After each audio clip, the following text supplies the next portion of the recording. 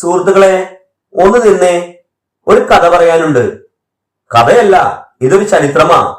നമ്മളൊക്കെ പണ്ട് തൊട്ടേ കേട്ട് ശീലിച്ച ഒരു കാര്യമുണ്ട്. തിന്മയുടെ മേൽ നന്മ നേടിയ വിജയം. രാമൻ വില്ലുകുലച്ചു, 10 തലയുള്ള ആ രാക്ഷസനെ അങ്ങ് തട്ടി എന്ന്. പക്ഷെ എപ്പോഴെങ്കിലും നമ്മൾ 10 തലയുള്ളവന്റെ സൈഡിൽ നിന്ന് ചിന്തിച്ചിട്ടുണ്ടോ? ചരിത്രം എന്നൊക്കെ പറഞ്ഞാൽ അതൊക്കെ എപ്പോഴും ജയിച്ചു നിൽക്കണവന്മാരുടെ എഴുത്തുകുത്തുകളാ. ജയിച്ചവർ അവർക്ക് ഇഷ്ടമുള്ള പോലെ അങ്ങ് എഴുതി വെക്കും. തോറ്റുപോയതിന്റെ ചങ്കിലെ സങ്കടം കേൾക്കാനോ അവന്റെ ഭാഗത്തെ ന്യായം എന്താണെന്ന് നോക്കാനോ ഇവിടെ ആർക്കും നേരമില്ല. നമ്മളിപ്പോ വരെ കണ്ട രാമായണം ഫുൾ രാമന്റെ കണ്ണിലൂടെയുള്ള കാഴ്ചകളാ. പക്ഷെ ഇന്ന് നമ്മൾ കാണാൻ പോകുന്നത് വേറൊരു പടമാ. 10 തലയുണ്ടെന്നോ ഭയങ്കര അഹങ്കാരിയാണെന്നോ ഒക്കെ പറഞ്ഞ് ലോകം മൊത്തം അടിച്ചു താഴ്ത്തിയ ലങ്കേശ്വരൻ രാവണന്റെ കഥ. അല്ല, സത്യത്തിൽ ആരായിരുന്നു ഈ രാവണൻ? വെറും ഒരു രാക്ഷസൻ മാത്രമായിരുന്നു അവൻ? അതോ ഈ പ്രപഞ്ചം കണ്ടതിൽ വെച്ച് ഏറ്റവും വലിയ പണ്ഡിതനും കട്ട ശിവഭക്തനും പിന്നെ നമ്മളൊക്കെ പറയണ പോലെ ഒരു ഒന്നൊന്നര പവർഫുൾ ഭരണാധികാരിയും ഒക്കെ ആയിരുന്നോ?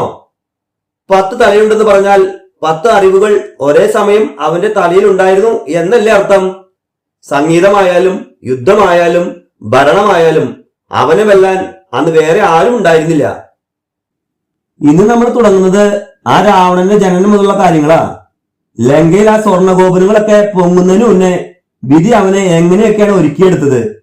വെറും ഒരു കുട്ടിയിൽ നിന്ന് ലോകം വിറപ്പിക്കുന്ന ചക്രവർത്തിയിലേക്കുള്ള ആ വളർച്ച, അതിന് പിന്നിൽ വലിയൊരു കഷ്ടപ്പാടിന്റെയും അവഗണനയുടെയും കഥയുണ്ട്. സ്വന്തം അമ്മയുടെ കണ്ണുനീര് കണ്ടിട്ട് തന്റെ വംശത്തിന് നഷ്ടപ്പെട്ട ആ പ്രതാപം തിരിച്ചുപിടിക്കാൻ ഇറങ്ങിത്തിരിച്ച ഒരു പോരാളിയുടെ കഥ. നമുക്ക് കുറച്ച് പുറകോട്ട് പോയാലോ? കാലമൊക്കെ അങ്ങ് മാറി മറിയട്ടെ. ബ്രഹ്മാവിന്റെ കൊച്ചുമകൻ പുലസ്ത്യ മഹർഷിയുടെ വംശപരമ്പരയിൽ നിന്ന് തന്നെ തുടങ്ങാം. ഇത് രാവണന്റെ കഥയാണ്. 10 ശിരസുകളുള്ള 20 കൈകളുള്ള പ്രപഞ്ചം കണ്ട ഏറ്റവും വലിയ വീരന്റെ രാവണായണം. സുഹൃത്തുക്കളെ, കഥ തുടങ്ങുന്നത് ഇങ്ങനെയൊന്നുമല്ല. അതായത് അങ്ങ് ദൂരെ ഹിമാലയത്തിന്റെ താഴ്വരയില് ഒരു കൊച്ചു ആശ്രമമുണ്ട്. അവിടെയാണ് നമ്മുടെ വിശ്രവസ് മഹർഷിയുടെ താമസം. പുള്ളിക്കാരൻ ആരാണെന്ന് അറിയാമോ? സാക്ഷാൽ ബ്രഹ്മാവിന്റെ കൊച്ചുമകൻ, നല്ല പള്ളിക്കൂടത്തിൽ പഠിച്ച പണ്ഡിതൻ, വെളുപ്പിന് എഴുന്നേറ്റ് തപസ്സും പൂജയും ഒക്കെ ആയിട്ട് ഒതുങ്ങിക്കൂടി ജീവിക്കുന്ന ഒരു സാധു മനുഷ്യൻ. പക്ഷേ ആ സമയത്ത് അപ്പുറത്ത് വേറെ ചില കളികൾ നടക്കുന്നുണ്ടായിരുന്നു. അസുരന്മാരുടെ രാജാവായ സുമാലി പുള്ളിക്കാരനും പുള്ളിയുടെ പിള്ളേരും ദേവന്മാരോട് തല്ലുണ്ടാക്കി തുന്നം പാടിയിരിക്കുകയാണ്. സ്വന്തം നാടും വീടൊക്കെ ഉപേക്ഷിച്ച് പാതാളത്തിൽ പോയി ഒളിച്ചിരിക്കേണ്ടി വന്ന അസുരന്മാരുടെ സങ്കടം വലുതായിരുന്നു. അപ്പോഴാണ് സുമാലി തന്റെ മകളായ കൈകസിയെ വിളിക്കുന്നത്. കൈകസി കണ്ടാൽ ഒരു ഒന്നൊന്നര സുന്ദരിയാണ്. പക്ഷെ ഉള്ളിൽ കത്തുന്ന പ്രതികാരത്തിന്റെ തീയാണ്. സുമാലി അവളോട് പറഞ്ഞു, മോളെ, നമ്മുടെ വംശം ഇങ്ങനെ തീർന്നു പോയാൽ പറ്റില്ല. ദേവന്മാരെ വിറപ്പിക്കാൻ പറ്റിയ ഒരു പുലിക്കുട്ടി നമുക്ക് വേണം. അതിന് പറ്റിയ ഒരു പുരുഷനെ നീ കണ്ടുപിടിക്കണം. അങ്ങനെയാണ് കൈകസി ആ ഹിമാലയ സാനുക്കളിലേക്ക് വരുന്നത്. മഹർഷിയുടെ ആശ്രമം കണ്ടപ്പോൾ അവൾക്കൊരു കാര്യം ഉറപ്പായി. ഇതാണ് ആള്. തപസ് ചെയ്ത് നിൽക്കുന്ന മഹർഷിയുടെ ആ തേജസ് കണ്ടപ്പോൾ അവൾക്ക് തോന്നി, ഇദ്ദേഹത്തിന്റെ ചോരയിൽ പിറക്കുന്ന പിള്ളേർക്ക് ലോകം ഭരിക്കാനുള്ള കരുത്തുണ്ടാകുമെന്ന്. അന്ന് ആ സന്ധ്യ സമയത്താണ് കൈകസി മഹർഷിയുടെ മുന്നിലെത്തുന്നത്. ആകാശം മൊത്തം ചുവന്നു തുടുത്തിരിക്കുകയാണ്. കാറ്റൊക്കെ വീശി മരങ്ങളൊക്കെ ആടുന്നു. കൈകസിയുടെ ആ വരവ് കണ്ടപ്പോൾ തന്നെ മഹർഷിക്ക് പന്തികേട് തോന്നി. അദ്ദേഹം കണ്ണു തുറന്നു നോക്കിയപ്പോൾ മുന്നിൽ നിൽക്കുന്നത് ആഭരണങ്ങളൊക്കെ അണിഞ്ഞ ഒരു അസുര സുന്ദരി. മഹർഷി ചോദിച്ചു, ആരാ മോളെ നീ? ഈ നേരത്തെ എന്തിനാണ് നീ ഇവിടെ വന്നത്? കൈകസി വിനയത്തോടെ തലകുനിച്ചു പറഞ്ഞു, സ്വാമി, ഞാൻ അസുര രാജാവായ സുമാലിയുടെ മകളാണ്. എനിക്ക് അങ്ങയെ പോലെ ഒരു ജ്ഞാനിയുടെ മക്കളെ വേണം. എന്റെ വംശത്തെ രക്ഷിക്കാൻ അങ്ങയുടെ അനുഗ്രഹം വേണം. വിശ്രവസ മഹർഷി ഒന്നും ഞെട്ടി. പുള്ളിക്കാരൻ ജ്ഞാനിയല്ലേ? വരാനിരിക്കുന്ന കാര്യങ്ങൾ പുള്ളിക്ക് അപ്പോഴേ മനസ്സിലായി. അദ്ദേഹം പറഞ്ഞു, മോളെ, നീ വന്ന സമയം ശരിയല്ല. ഈ സന്ധ്യാസമയം എന്ന് പറയുന്നത് അസുരന്മാരുടെ സമയമാണ്.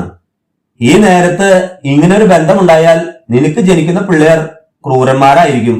അവന്മാർ ലോകത്ത് നാശമുണ്ടാക്കുന്ന രാക്ഷസന്മാരായിരിക്കും. വേണ്ട മോളെ, നീ തിരിച്ചു പോയിക്കോ. പക്ഷെ കൈകസി വിടുമോ?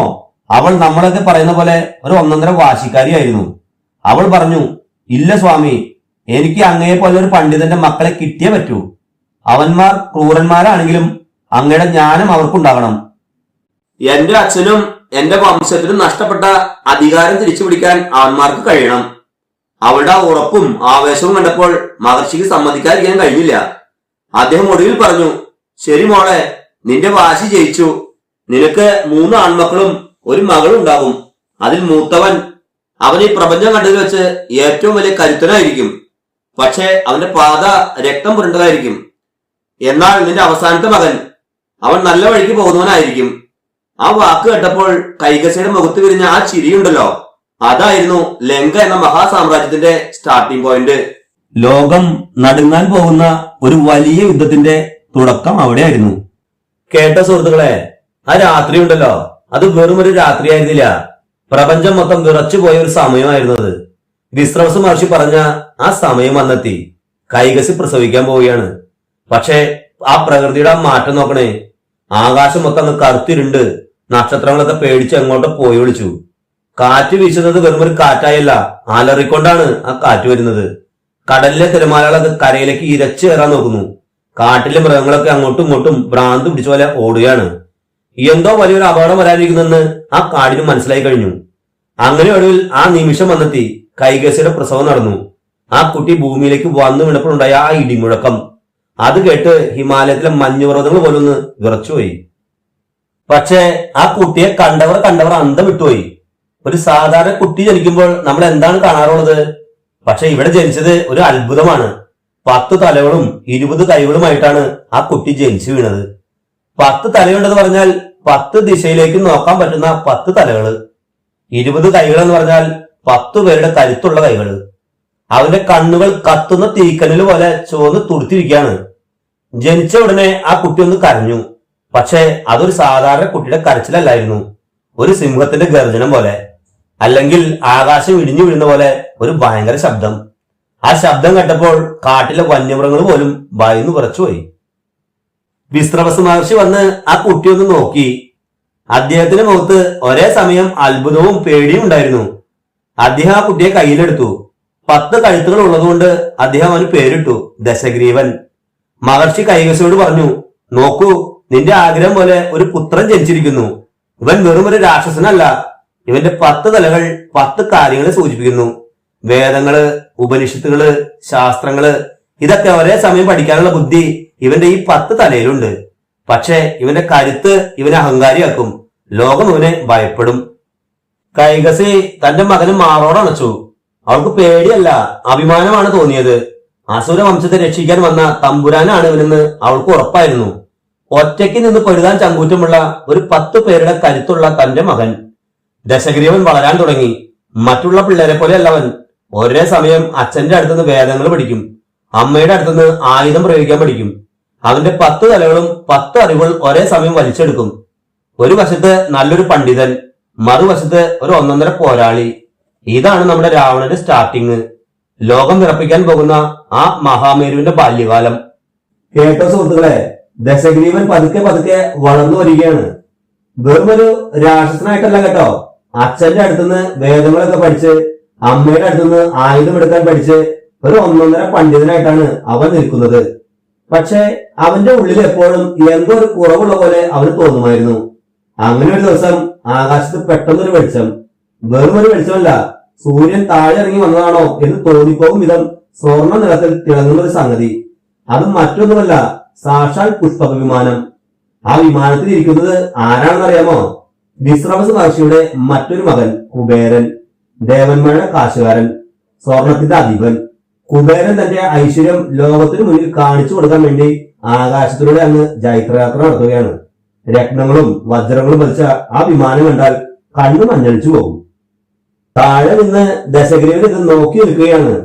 അവന്റെ കണ്ണുകളിൽ ആ വിമാനത്തിന് തിളക്കം പതിഞ്ഞു. പക്ഷേ അവന്റെ കൂടെയുള്ളവർക്ക് ഇരിക്കാൻ ഒരു തണല് പോലുമില്ല. അവർ കാട്ടിലെ കരിയിലകൾക്കിടയിൽ ഒതുങ്ങിക്കൂടി കഴിയുന്നു.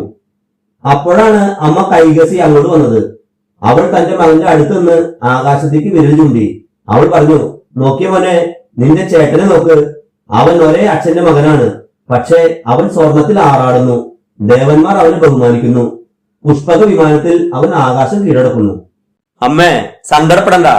ഈ കാണുന്ന സ്വർണവും പവറും ഒന്നും എനിക്ക് വലുതല്ല. പക്ഷേ ഈ ലോകം എന്റെ വംശത്തെ നോക്കി പേടിക്കുന്ന ഒരു കാലം വരും.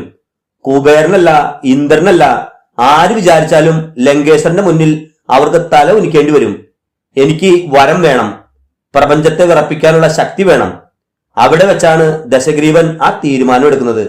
വെറുമൊരു തപസ്സല്ല, പ്രപഞ്ചം ഇതുവരെ കാണാത്ത കഠിന തപസ് ചെയ്യാൻ അവൻ ഉറപ്പിച്ചു. തന്റെ സഹോദരങ്ങളായ കുംഭർണനെയും വിഭീഷണനെയും കൂട്ടി അവൻ ഇറങ്ങിത്തിരിച്ചു. 10 തലയുള്ളവന്റെ ജൈത്രയാത്രയുടെ ആദ്യത്തെ ചുവടുവെപ്പ് അവിടെയായിരുന്നു. കേട്ട സുഹൃത്തുക്കളെ, ദശഗ്രീവൻ അങ്ങ് ഉറപ്പിച്ചു കഴിഞ്ഞു. വെറുമൊരു രാജാവായാൽ പോരാ, ഈ പ്രപഞ്ചം അടക്കി വാഴുന്ന ചക്രവർത്തിയാകണം. അതിന് ഒരേ ഒരു വഴിയുള്ളൂ, സാക്ഷാൽ ബ്രഹ്മാവിനെ പ്രീതിപ്പെടുത്തി വരം വാങ്ങുക.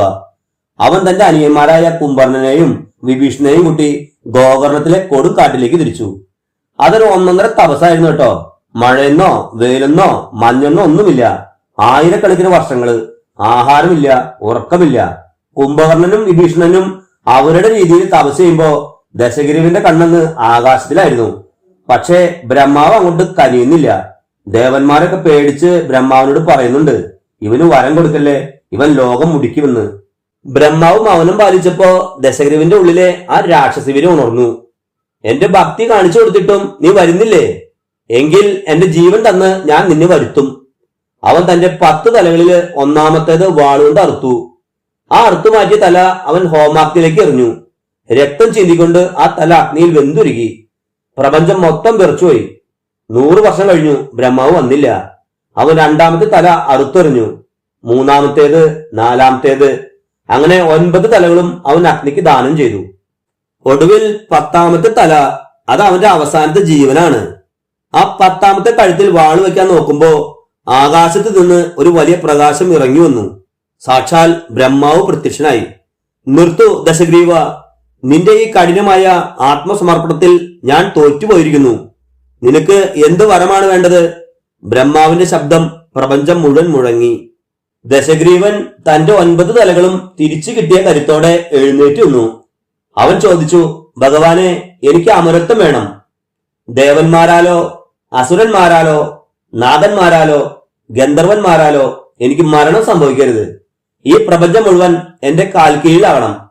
ബ്രഹ്മാവ് വരം നൽകി. പക്ഷേ ഒരു ചെറിയ പഴുത് അവിടെ ഉണ്ടായിരുന്നു. മനുഷ്യരെയും വാനരന്മാരെയും കുറിച്ച് ദശഗ്രീവൻ ഒന്നും ചോദിച്ചില്ല. ഈ നിസാര മനുഷ്യർക്ക് എന്നെ എന്ത് ചെയ്യാൻ പറ്റും എന്ന അഹങ്കാരമായിരുന്നു ആ വിടവിന് പിന്നിൽ.